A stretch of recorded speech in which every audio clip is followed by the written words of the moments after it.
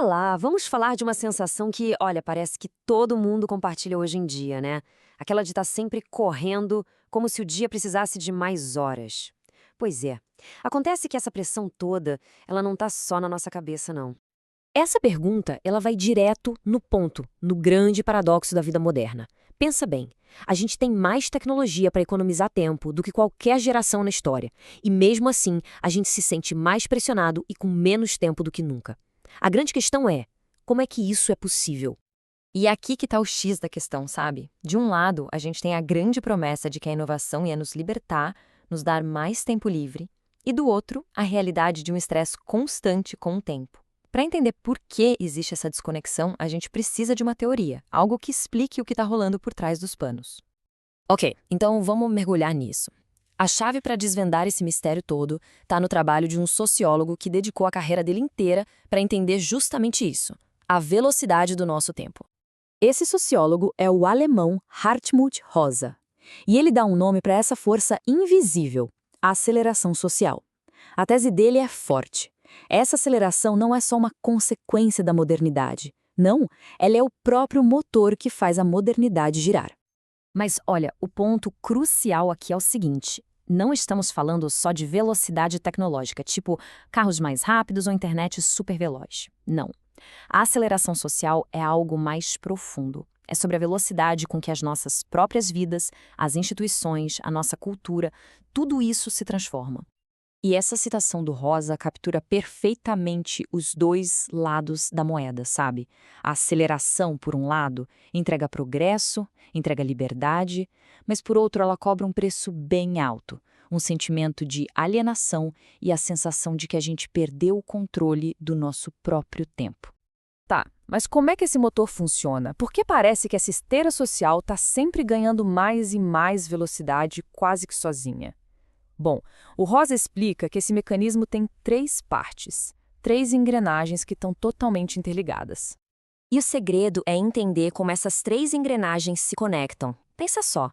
A aceleração técnica, por exemplo, a invenção do e-mail, impulsiona a mudança social. De repente, surge a expectativa de que as respostas têm que ser imediatas, né? E isso, claro, acelera o nosso ritmo de vida pessoal, fazendo a gente sentir que precisa estar online o tempo todo. O Rosa chama isso de círculo autopropulsor. É quase uma ironia. O e-mail, que foi criado para economizar tempo, acabou multiplicando o volume de trabalho e nos deixando com ainda menos tempo livre. É um ciclo que se alimenta. A tecnologia aumenta a pressão social, que por sua vez aumenta a nossa pressão pessoal. E aqui a gente chega no motivo de ser tão difícil sair desse ciclo. O Rosa usa um conceito-chave: estabilização dinâmica. A melhor analogia é a de andar de bicicleta. Para não cair, a gente precisa continuar pedalando, certo? A nossa sociedade funciona exatamente assim. Ela só se mantém estável se continuar crescendo, inovando, acelerando. A gente tem que correr não mais para chegar em algum lugar, mas só para não cair, para não ficar para trás. Tudo bem, entendemos como o motor funciona. Mas e aí? Qual é o custo dessa aceleração que não para nunca? Bom, o resultado é um mundo que está fundamentalmente fora de sincronia. É o que o Rosa chama de desincronização. Olha só que interessante. A gente tem esferas da vida que são lentas por natureza, a política, por exemplo, que precisa de debate, de consenso.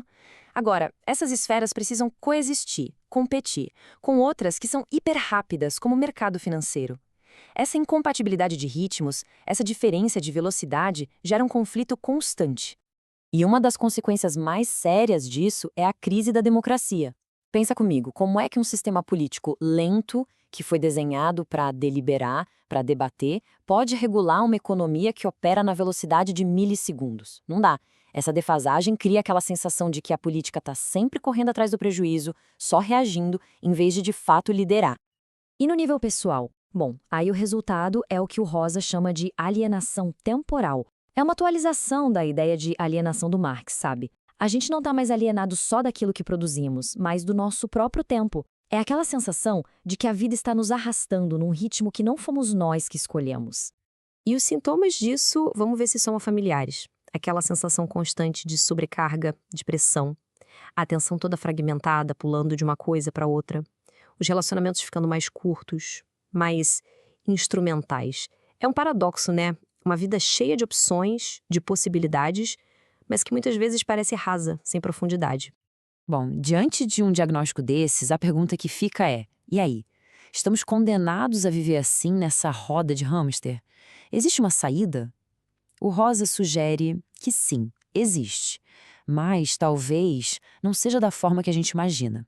Olha que interessante. O primeiro passo não é necessariamente desacelerar tudo. É, antes de mais nada, entender quais são as forças que nos empurram. A crítica à aceleração não é um chamado para a gente rejeitar a vida moderna, mas sim para a gente repensar a modernidade. E a alternativa que o Rosa propõe não é simplesmente a lentidão. A palavra-chave dele é ressonância. Pensa assim, ressonância é a busca por um ritmo em que a gente consegue se conectar de verdade com o mundo, em vez de só passar por ele correndo. A diferença é entre ficar rolando um feed infinito de fotos da natureza e realmente estar numa floresta, sentindo o cheiro da terra, ouvindo os pássaros. Ressonância é essa segunda experiência. É uma relação de mão dupla, onde a gente afeta o mundo e o mundo afeta a gente de volta, criando significado e não só consumindo informação.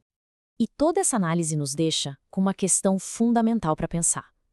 No fim das contas, o objetivo talvez não seja parar o motor da modernidade, mas sim aprender a pilotar a máquina. O que aconteceria na nossa vida, na nossa sociedade, se a gente pudesse de fato escolher o nosso próprio ritmo, em vez de só ser arrastado pela correnteza? A resposta para essa pergunta, bom, ela pode definir o futuro da nossa relação com o tempo.